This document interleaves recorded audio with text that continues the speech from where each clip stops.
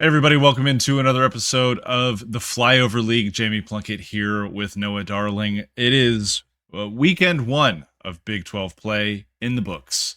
A very fun weekend. Lots to talk about on this episode. We're going to break down all 7 Big 12 matchups. But first, Noah, my friend, how are you doing? I am swell. It feels like every time you ask me, the first thing I do is I kind of mention the weather. And being in Middle America, as Counting Crows, I believe would say, um, the weather has turned, and it was something like single digits when I woke up this morning. So can never get too comfortable here in Omaha, Nebraska, especially this time of year. I forgot how much I hate wind. Wind is back, but more importantly, Big 12 baseball is back. So overall, it all balances out. Yeah, that cold breeze you felt in Middle America was coming out of Utah, I believe, this weekend, as both of those institutions in the Big 12 had very good weekends. We'll break all of that down. Folks, if this is your first time listening to the Flyover League, he is Noah Darling. I am Jamie Plunkett. We are covering all things Big 12 baseball on this podcast. We would love for you to join along for the ride by subscribing wherever you get your podcasts, going and checking out the YouTube channel, checking out Noah's work over at College Baseball Central, or mine over at Base 12 and hornfrogblitz.com. This is going to be a fun podcast, Noah, because we've got so much to talk about. Let's start with what I think we both kind of identified as the premier matchup of the weekend, TCU and Arizona State. I was in Tempe for this matchup. I know you were watching closely as well. Fantastic series. TCU takes the Friday night game 5-4 in what was really a pitcher's duel for the majority of the game between Cole Carlone and Mason Brassfield. And then Arizona State comes back the next 2 days, similar to last season's series between the two teams, where ASU won on Saturday and Sunday, kind of going away, and leaves TCU with some questions and the Sun Devils feeling pretty good. Yeah, and there were some injuries along the way, and then all of a sudden, not injuries. A very strange series just overall for TCU, and it feels like that's the case every time TCU takes the field this season. You don't know who you're going to get, and in this case, who's going to play the next day. It was good to see Chase Brunson come back the same weekend. I don't think anybody was expecting that with the way his injury looked on Friday. And then the surprise for me was Cole Klecker. We kind of talked about his struggles at TCU, and then it set up for a bit of a revenge game, and it's exactly what happened. I know Kirk Saarloos had some interesting comments about that post game that you can withhold or not. But Dean Toigo had a big weekend for Arizona State. Feels like we keep talking about him, and then I know you've been pushing this Landon Hairston narrative. I try and support everybody else around him because the Sun Devil offense is so explosive with guys like Dominic Smaldino and the other Dominic, whose last name is escaping me. It's a Dominic Longo. Party, Dominic Longo, among several other characters. But Landon Hairston's grand slam was huge as part of that. Was that an 8-run or 9-run inning that you were able to witness? It was a 9-run third inning there on Saturday that turned the game from 1-0 TCU to 9-1 Arizona State. Landon Harrison did have a grand slam in that inning. PJ, I'm going to try not to butcher his last name. Mouts I believe. The Cal transfer, one of the Yeah, two Cal transfers. one of the That's what two you're Cal talking transfers. He also had a fantastic weekend, both at the plate and defensively at shortstop. Made a couple of really nice plays out there for ASU. But yeah, let's talk about Cole Klecker. 7 innings, 7 strikeouts, 2 hits. The fewest hits TCU baseball has had in a game since March 30th, 2024, which actually came in a win over Houston, oddly enough. Um, very, very good outing. Dominant fastball, cutter, curveball, changeup were all working. TCU swung and missed a host of times. Didn't hardly get on base. I mean, Jack Bell had a double. That was pretty much all TCU could muster. He got thrown out at home plate later in the inning. We saw Rob Liddington get backpicked off of first base. Just not a good showing for TCU all the way around on Sunday, and Cole Klecker had a lot to do with that. Kirk Saarloos did mention Cole Klecker by name in his post-game press conference simply by saying Cole Klecker shoved it up our ass. When I asked him what Arizona State's pitching did to kind of stifle TCU's bats on Sunday, he was not in a good mood. I believe rightfully so. TCU did not cover itself in glory on Saturday or Sunday, as maybe they expected to after the Friday night win. But this is a very, very solid Arizona State team. It's going to be hard to beat them, especially at home this season where the ball really likes to fly. And if you look around the Big 12, this kind of followed the theme of the week for Big 12 series, where 5 of the 7 home teams won their series. So not necessarily unexpected, maybe that Arizona State held serve against TCU this weekend, but definitely puts, I think, the Sun Devils in the driver's seat moving forward. I've seen a experimental graphic from our friend Pair Ratings on Twitter, if you're a fan, and he has Arizona State in prime position to win the Big 12 just simply based on expected games to win. It's some sort of formula that flies over my head. I know you dabble in things that also fly over my head at base 12, Jamie, but this one is a cool graphic that I think he'll be releasing in the coming days that Arizona State and a couple other teams have kind of already separated themselves as far as projectability in this league. And this is a great series win for the Sun Devils to beat a TCU team that was favored to win the league. And maybe they haven't looked the part so far, but hopefully this ages well. That sounds like the Big 12 title odds I've been posting over at Base 12 for a couple of weeks now. That's Hmm. interesting. I'll have to take a look. Yeah, so TCU goes to 1-2 in Big 12 play. Arizona State to 2-1. Moving on though to a series I know you were paying a ton of attention to this weekend. West Virginia traveling to Waco, one of the 2 road teams in the league to come away with a series win. West Virginia in similar fashion to Arizona State, dropping the Friday game, winning on Saturday and Sunday. An absolutely stellar performance. A lot of Sunday pitching performances across the league this week, and Maxiell was one. 8 innings, 12 strikeouts, absolutely delivered in the rubber match down there in Waco. Yeah, a little bit of a surprise because the way that maybe we evaluate the West Virginia pitching staff is apparently not the way that we should be. Mitch Thompson made a comment that should maybe make us reconsider what we think of the West Virginia pitching staff in terms of how we rank them because it was Dawson Montesa who got a little bit roughed up once again. It wasn't a terrible outing, but of the 3, he was the guy that stood out in a negative manner for West Virginia. Travis Sanders had another fairly big weekend, but overall it was mostly Friday night and that win for the Bears. They are kind of celebrating taking in top 25 wins, and I think that's a testament to where the program is. That I don't think they were expecting to win this series, but they were excited to take one of 3.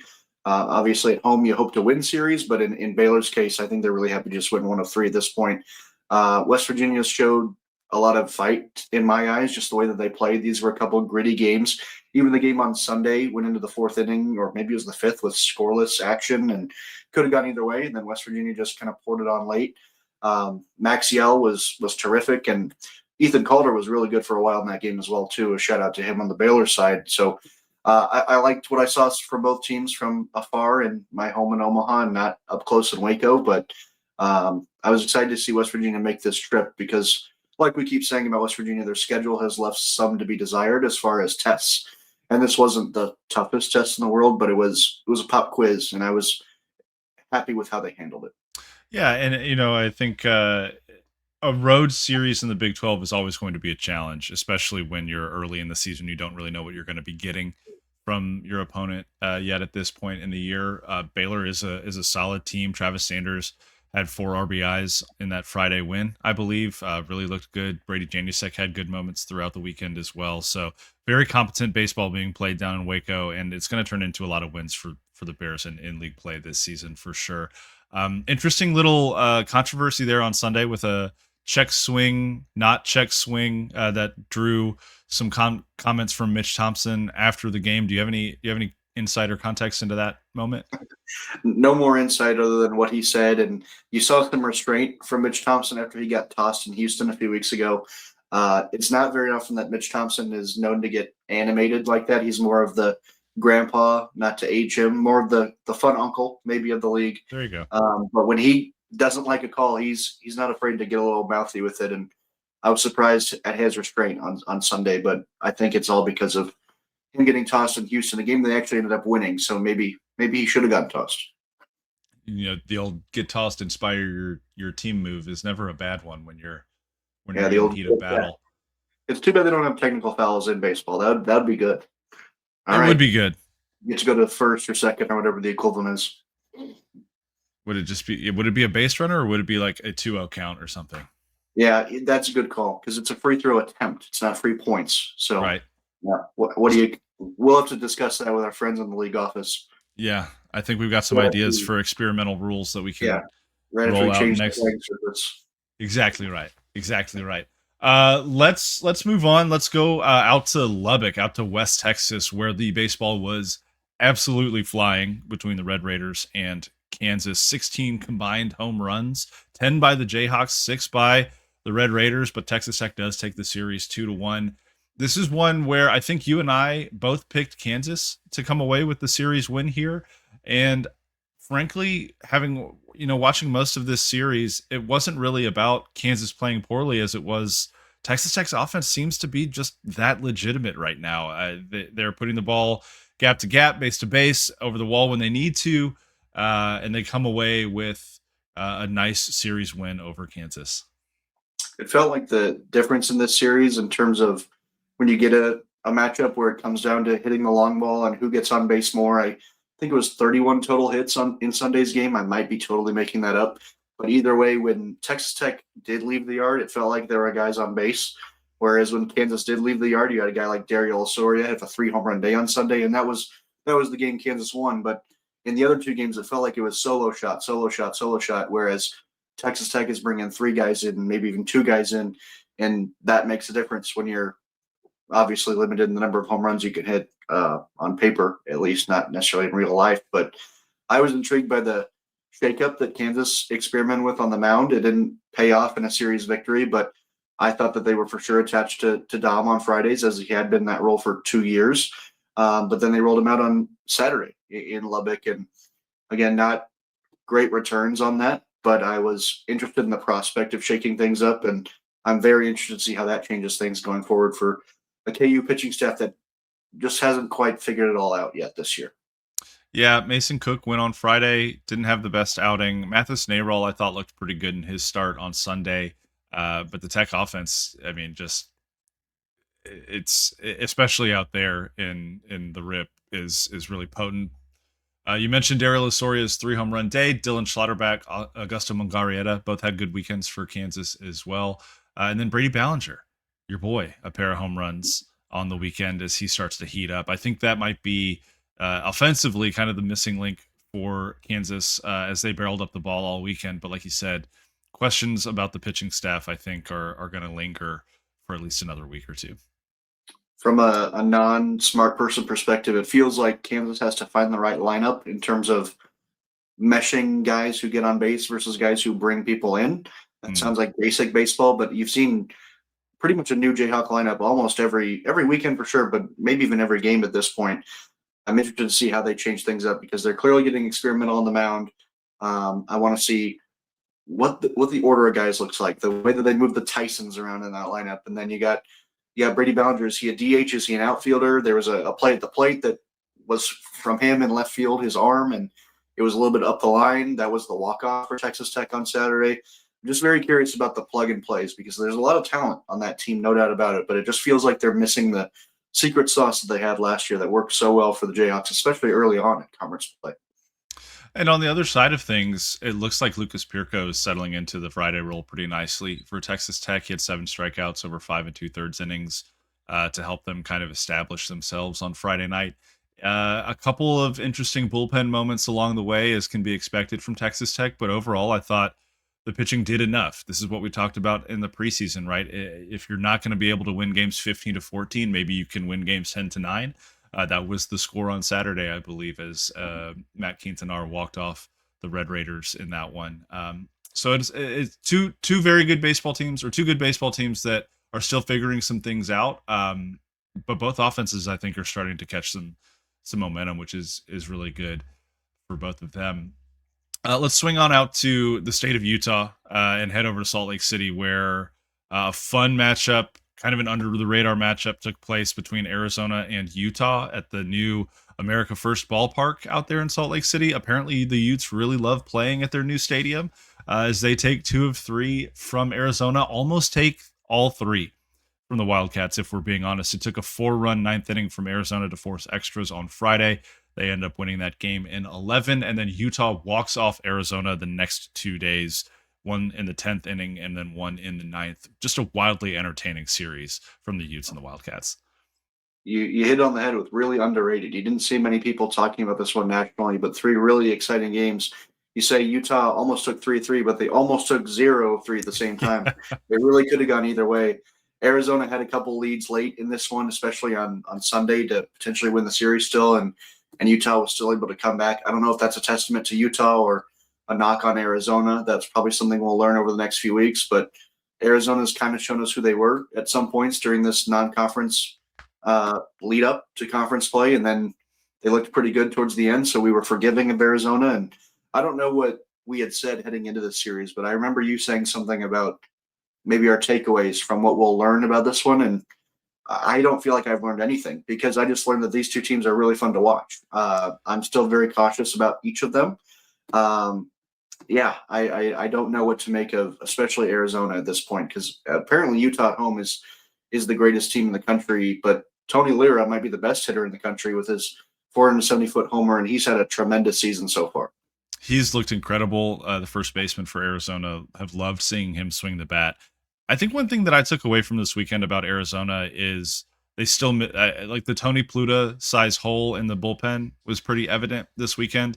They did go to Garrett Hicks on Friday, who Chip Hale said was going to be the guy to kind of fill that closer role. He did a good job. Obviously, that's the game they won. We didn't see him the rest of the weekend, though. And so I'm a little bit curious about his usage and how frequently he'll be able to throw on the weekends, because that was one of the gifts of Tony Pluta, was his ability to go out and throw 30 plus pitches twice in a weekend. And if you don't have that, then Garrett Hicks can't be the guy to fully fill that role. So still kind of a question there, although he did look good in late innings for them on Friday. And I'm curious to see who else kind of steps up for Arizona in the bullpen, because they're going to need it. I mean, the lineup is starting to hit, which is really good to see. The starting pitching still kind of shaky at times.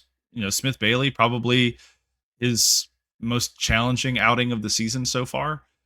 Did not last long on Saturday.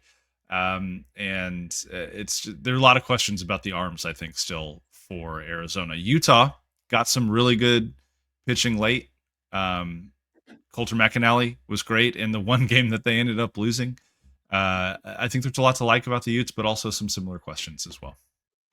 Yeah, very fair to say, and I'm very, very intrigued by Utah because I didn't think that they were going to take care of this business this early on against an Arizona team that we thought was figuring it out. And this is a program that we both want to see make the Big 12 tournament just for Coulter McNally's draft sake. And if they Mhm. can play for even more, I've got a pin in Utah, especially watching them play. It's visually very nice on the eyes of that new ballpark they have, but it's really a gem. It is a gem. I know there's a different matchup next on the run sheet, but let's stay in Utah here for a second and go down to Provo, where BYU hosted Cincinnati and took 2 of 3 from the Bearcats. Probably the most surprising result of the weekend from all 7 of these series. Takes place Thursday, Friday, Saturday. BYU has it locked up on Saturday with the win. Ashton Johnson was fantastic. Kind of what we've come to expect from him in relief, both on Friday and on Sunday. And was one of the big reasons BYU managed to come away with the series victory. In your mind, though, Noah, does this say more about BYU or Cincinnati, the result of this series? That's really powerful. I think it might be Cincinnati. This was a team that started to fly really close to the sun, and you win maybe 8 games in a row, and eventually that's bound to crack. And how did you handle the adversity a little bit on the road, especially in a different time zone? First time this year that they've traveled west. I don't know if they do it again. I would surmise maybe not, but the odds are probably good that they do. But this was a Cincinnati team that last year was very up and down, and you're intrigued by the concept of the way that they were playing last week with Quentin Coates now with his, I think, 14 home runs on the season, lock in 14. Enzo and Felice is coming together. Guys like names are escaping me, but that Derek lineup, Pitts has been Derek good. Yeah. Paul, Christian Christian Mitchell Mitchell. having a great year. So where was that? And then how do you stabilize that? Because they hit the ball fairly well, but the pitching staff couldn't support it. So where does Cincinnati fall in that mix? And I'm intrigued by their ability to win away from home because we forgot that they started the year in Alabama. You mentioned that a whole bunch. You get home for a while, you get comfortable, really, really comfortable. It looked really good. And then you go on the road and they had a chance to win on Sunday, but they just couldn't quite seal the deal. And if that's the story of what Cincinnati is, then they're going to leave some action on the table because when they're at their best, it's a really good team. But for BYU, The offense didn't really jump off the page for me. They just kind of won the games. I don't really know how to describe it, but Ashton Johnson really, really carries this club. And when he can't pitch, I worry about what their ceiling is. But this one was definitely a shocker for me. I think it's more surprising than any result in the league. Easton Jones had 3 home runs. I thought he was really productive at the plate for BYU. Ryder Robinson had a home run as well. Um, the concern for me with Cincinnati is the same as yours. What is this bullpen going to be able to do in late game situations? Of the bullpen arms that threw at least 1 inning of work on the weekend, only one came away with a scoreless outing, and that was Brendan Garula. All other uh, as as a unit, Cincinnati's bullpen allowed 10 earned runs, 11 total runs, and 9 1/3 innings of work over the weekend. So that's probably not going to get it done. You've got to find a little bit more consistency from your bullpen arms if you're Cincinnati at this point. The offense is solid. It's going to be solid throughout the year. How do you support that? Similar question to Kansas. Similar question to Texas Tech. I think for Cincinnati at this point is just how much can you get from your pitching if you want to have the season you're hoping to have. Let's go ahead and keep on going. Another surprising result down in Orlando, where UCF sweeps Oklahoma State. Maybe not the result we anticipated, but not for any reason that is negative towards UCF. Just thought this would be a pretty close matchup. My matchup predictor over at Base 12 had this as the closest matchup on the weekend across the league. Oklahoma State loses 12-11 on Friday, 6-1 on Saturday, and then gets walked off 6-5 on Sunday. So really close baseball games. Just didn't break Oklahoma State's way, and that's credit to the Knights, who came up in clutch situations. James Hankerson Jr. had the walk-off on Sunday. Andrew Williamson continues to look more and more like Andrew Williamson, and then your guy, Matt Saucer, once again was really stellar on the mound. Yeah, Matt gave up his first run of the year, though, so he's starting to get a little washed on me. Just a tremendous run of going about a month with a 0.00 ERA. It had to crack at some point. The pitching staff overall, they had the cracks. They gave up what I think it was 6 early runs to Oklahoma State, but then the bullpen was able to stabilize them throughout the weekend, and that to me is massive for UCF because you saw the way that the bullpen cracked in their midweek against Miami earlier in the year, among other matchups, and it's really what frustrated fans the most. And fans only matter so much in the development of a program, but when the noise outside your program is starting to dictate how you play on the field, that's when you have a problem, and that hasn't seemed to be the case for the UCF bullpen, and that matters a lot, at least in my eyes. And when the offense is able to click together like it has been in support of that starting pitching, and then the bullpen comes together, you've got a chance to win a lot of games, and that's obviously exactly what happened. Oklahoma State it almost felt like a crash back to reality for them. They were starting to fly a little bit like Cincinnati, too close to the sun. Colin Ritchie is still really, really good. I'm interested in how the roles develop around him because it feels like there's still question marks up and down the lineup a little bit.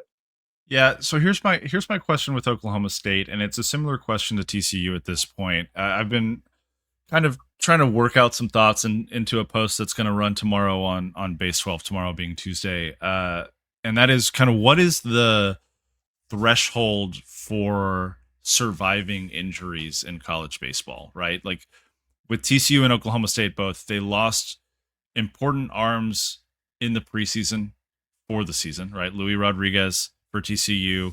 Oh my gosh, who was it for Oklahoma State? Tore his ACL doing a PFP drill. It was supposed to be the Friday starter. Now Oh, they've sure. lost Hudson. Now they've lost Hudson Barrett. Thank you, Hunter Watkins. Now they've lost Hudson Barrett for an undetermined amount of time. Tommy Lepore is out for at least 8 more weeks for TCU. You lost not Aiden Miola. Avery Ortiz hasn't been seen since the first weekend for Oklahoma State. Noah Franco hasn't been seen since the first weekend for TCU, and these are two of the teams that were expected to be at or near the top of the Big 12. And at this point, I think they've underperformed. How much do we attribute that to the injuries that they've sustained?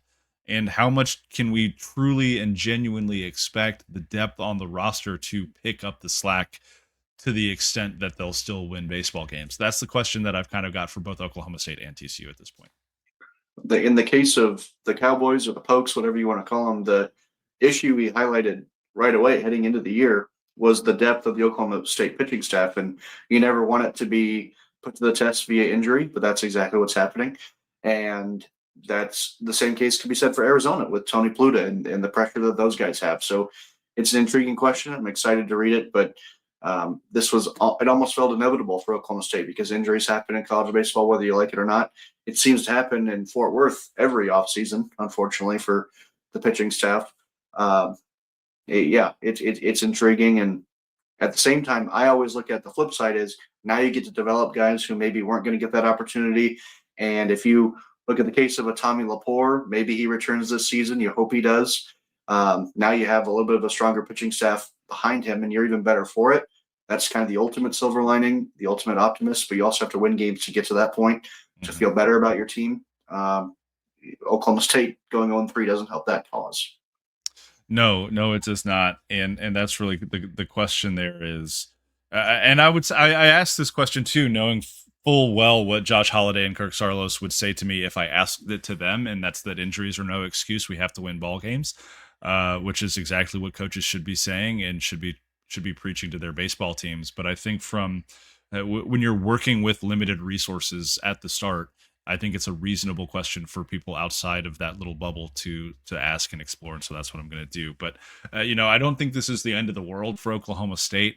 We're going to talk about week two matchups here in a second. I think that if they get a couple guys back, or like you said, if guys start to develop, there's still a lot of potential for that lineup to win some ball games this year. And same with TCU. I think both teams are incredibly talented. They're two of the best recruiting schools in the Big 12 when it comes to bringing in high school talent. And so maybe this is an opportunity for some of those freshmen to shine. Moving on though to the last matchup of weekend one, one of the most entertaining just from a box score standpoint. Yeah. Kansas State at Houston, the other road team to take a series. The Wildcats win Friday and Saturday in blowout fashion before getting blown out by Houston on Sunday. None of these three games made it to 9 innings. No, it went 8 innings, 7 innings, 8 innings, run rule all the way across the board. Very entertaining. And it looks like Kansas State is really just going to try and brute force its way to series wins this season, which I'm here for. I'm here to witness it. I'm also on board with that. This was a lineup that we said was really underrated. You hope the pitching staff supported that. It seems like pitching was a little bit optional in Houston this weekend, outside of Saturday for K State. But what a showing just for this club. We've highlighted a lot of guys throughout the year, and this week it was Shintaro's turn, the Western Nebraska import, if I remember right, which is totally random that he was out there for his JUCO. But Carlos Vasquez continues to, I think, maybe be the most underrated player in the country. 10 RBIs this weekend. D. Kennedy did his thing a little bit here and there, and when that offense is rolling, it really is one of the best in definitely the league, probably the country. But then Houston got their get back a little bit on Sunday, and that's kind of the sour taste that Kansas State fans left. You think we look like the best offense in the world? Let's go ahead and sweep this series and get out of here 3-0. And all of a sudden, Houston says, "Oh, not so fast. Actually, we're going to go ahead and take this third game." And that's kind of been the Achilles heel for K State the last year or two, where you go in, you look really good, but you only take two or three, and then you think back to earlier when they had that Louisiana midweek where they went 0-2. How do you balance those out? But at the same time, when K State's on their A plus plus, I just want to see them sweep and go 5-0 in a week where they play two games in the midweek. But if that's asking too much of Pete Hughes, I'll stop there. But I like the potential of K State to compete at the top of this league. I just think that they have to find a way to win that Sunday game more often than it seems like that they do. Yeah, and to be fair to them as well, they were in control of that Sunday game until the eighth inning. I mean, Houston scored 11 runs in the bottom of the eighth to pull away, and Trey Broussard hit the walk-off home run. So it really took a very last-ditch effort from the Cougars to get a win on the board this weekend. So maybe you make a couple adjustments to your Sunday bullpen staff and kind of just experiment on the back end there a little bit if you're Kansas State. But all the way around, just a great weekend for Kansas State. I don't think fans should be too upset about dropping that Sunday game. There are going to be opportunities for sweeps, I think, moving forward. And the reality is as long as you're taking 2 of 3 more weekends than not in this league, you're gonna find yourself in really good shape at the end of the season competing for a Big 12 title. So, I Houston's big question obviously is pitching. We've asked it a couple times this year. What are the roles that guys are expected to be in? It's shifted quite a bit. I shuffled again this weekend, both starters and bullpen, and just all kinds of feels mix and match at this point. And that's clearly not the solution right now for Houston. It's something they got to get figured out because the offense can produce runs most of the time, but when it is limited to one run, like it was on Saturday, that's not a great a situation for Houston to find itself in.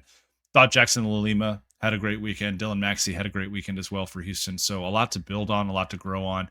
You don't want to drop a series at home, but weekend one, you can learn from it, grow from it, and try to get more wins later down the road. You hope that the Cougs are still receiving votes. I don't know if they are though. Yeah, it's going to be a tough one after a 2-1 weekend. That's going to be a really tough one. Let's take a look at midweek matchups and then go into the weekend series here. Are there any midweeks that kind of stand out to you, Noah, that you're hoping to get a look at? Well, I'll tell you, I was excited for Penn State, West Virginia, and I don't know who's responsible for canceling that. They did the old weather cancellation. I think it might be that RPI was in the forecast, but I'm no Hmm. meteorologist. I've highlighted South Dakota State a little bit as a program that I liked. They haven't really done anything to inspire any national force behind that. Just me for now. But them heading to Stillwater this week to take on Oklahoma State is intriguing to me. You have Missouri and Kansas in the whatever they're going to call it. It's the border showdown or the border war. I call it the border war, but I guess they don't advertise that anymore. K State and Baylor is really intriguing. Heading into the series against West Virginia, Baylor had won 10 home games in a row, and then they extended it to 11. So that's apparently a tough place to play. I don't know if that's a strength of schedule thing or maybe they are tougher at home, as you should be. But Texas Tech DBU is intriguing as well. That's at DBU. That's a proud program, but how well can they pitch? And the same can be said for Texas Tech on an annual basis. And then Arizona State GCU is always interesting. Grand Canyon is always just a scrappy program, no matter what their record looks like, and they can sneak up to you in a midweek situation. And there are a whole bunch of others as well. And I'm sure analytically, you have one that I'm overlooking that you can get me excited about, Jamie. Well, I can get you excited about New Mexico State and TCU because I will be on the radio call of that game Wow. on Tuesday afternoon over at 88.7 FM KTCU. Excited to be, I am the spring break fill in for the radio crew every year. It's been a blast. So we're calling our annual game. But, that game at 2 p.m., I might make my way over to DBU for that Texas Tech matchup later in the day because that's going to be a really fun one, I think. And I just want to see more of Texas Tech's offense away from home. DBU is still kind of a hitter's ballpark, but the ball doesn't fly quite as much as it does out in Lubbock. DBU's got a better pitching staff, I think, even though it's still coming along this year. Want to see Texas? I just want to see Texas Tech get more reps outside of Lubbock to see if they can sustain kind of what that lineup is producing at home. And yeah, I mean, hey, look, there's Columbia on another Big 12 team schedule heading to Orlando to play Yeah. UCF, right? So we will continue to bang the Columbia is good drum, and we will be rewarded once they get into Ivy League play, I believe. Um, but that'll be a fun midweek matchup for the Knights as well. Oh, and Louisiana Houston on Wednesday there. Hello, didn't see that one. That should be fun Hmm. down in That's a Houston. top 25 Louisiana team. That is correct. Another good midweek matchup for the Cougs as they try to bounce back. Week 2 matchups across the league. I'll just read them out and then we can talk about which ones are intriguing. You have BYU traveling to West Virginia, Utah traveling to Cincinnati, Baylor traveling to Oklahoma State, Houston traveling to Kansas, Arizona State traveling to Kansas State, UCF traveling to Fort Worth to play TCU, and Texas Tech heading to Tucson to play Arizona. Which one of those matchups is kind of standing out to you the most? I hate to go cop out for you because it feels like every single one of these is one where you ask yourself, who are you? And you're going to show us this weekend. I don't think they could have drawn up a better slate for week 2 after week 1. So I will do you the favor of just honing in on a couple here. Houston, Kansas is really interesting to me because that's this feels like a must-win series for Kansas. Dare I say, early this year or early in conference play, they have to look right at home because I think the biggest concern around this Kansas program that not a lot of people have spoken about is the fan support at Kansas has been so great. But what's it going to look like if they aren't winning baseball games? And it hasn't gotten to that point yet. Kansas is not hitting any alarm bells or anything among that stretch, but they've had a few not terrific weeks of baseball now. And I worry that if they don't get the students to be fully bought in, and this is spring break, so it's not going to be a fantastic crowd, but you've got to win. And when you win, that'll feed the crowd, and that's going to be ever important when you get warmer weather and bigger series down the road. And then I'm going to transfer, roll that right into another one just to steal it from you. Arizona K State, also in the state of Kansas. What a week in the Sunflower State after they had no baseball in the Sunflower State to open up Big 12 play. Those are two teams that are tearing the cover off the ball. I might make my way down there on Saturday, but I don't think I have to Nice. leave my house to catch a few home run balls from that game about 3 hours down the road.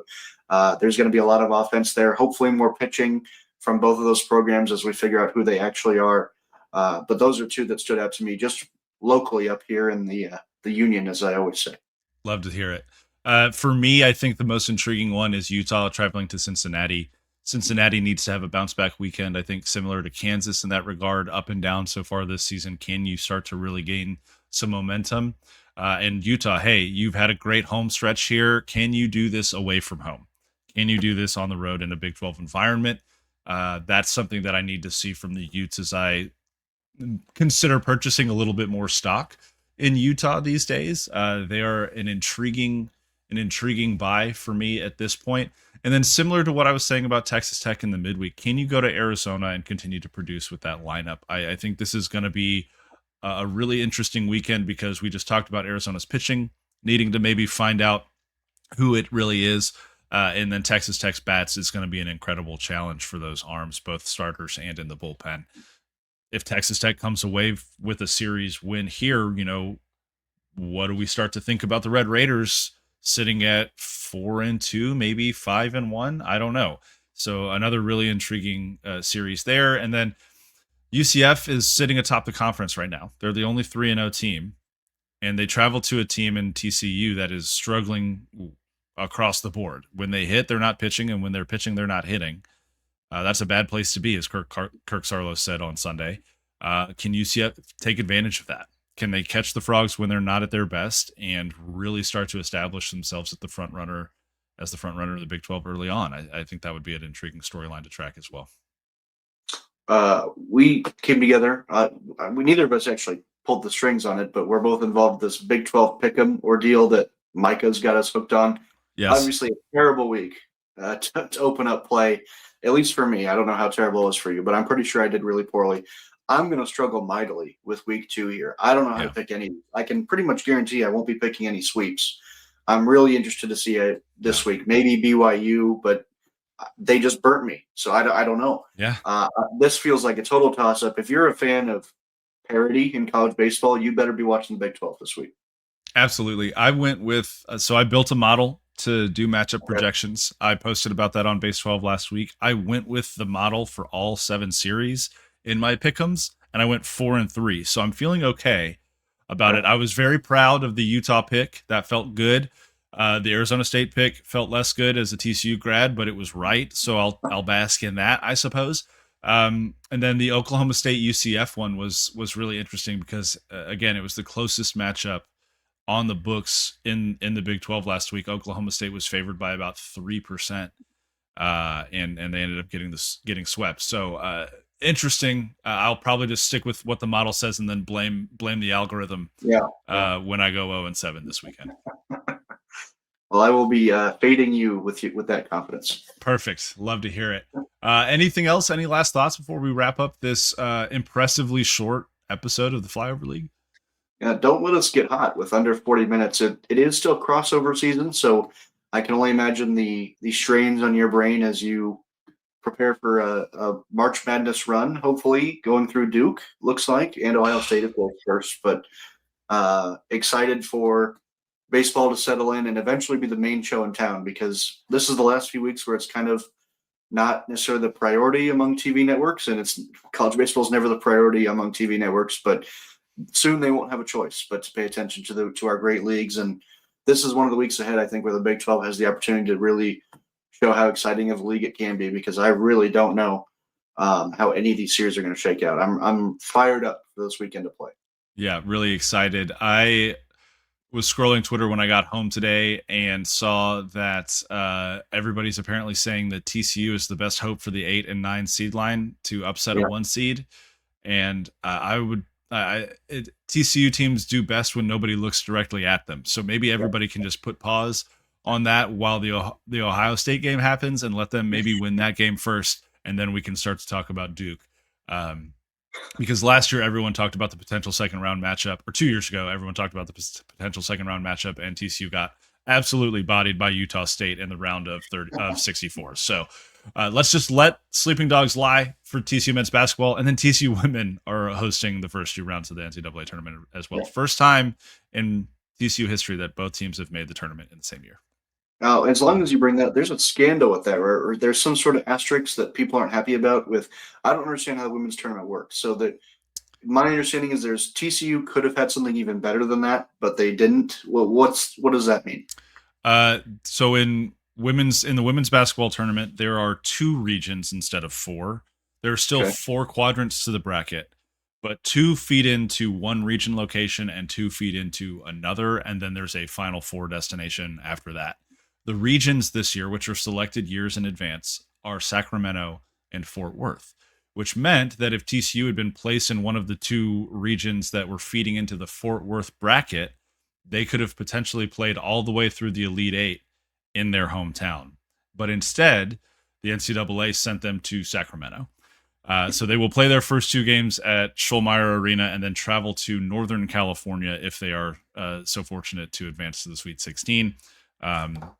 While other teams like Louisville and I don't know even who else, UCLA will be traveling to Fort Worth and Dickies Arena if they advance that far. So really spot on job by the NCAA selection committee to send the Texas team to California and the California team to Texas. It was a brilliant move for taking care of both those fan bases, and nobody's upset about it at all on the internet. So it's great. Well, it's not about the fans; it's about the student athlete, and they're the ones who are really benefiting from this. Exactly right. And how much money can we make by sending these people far away?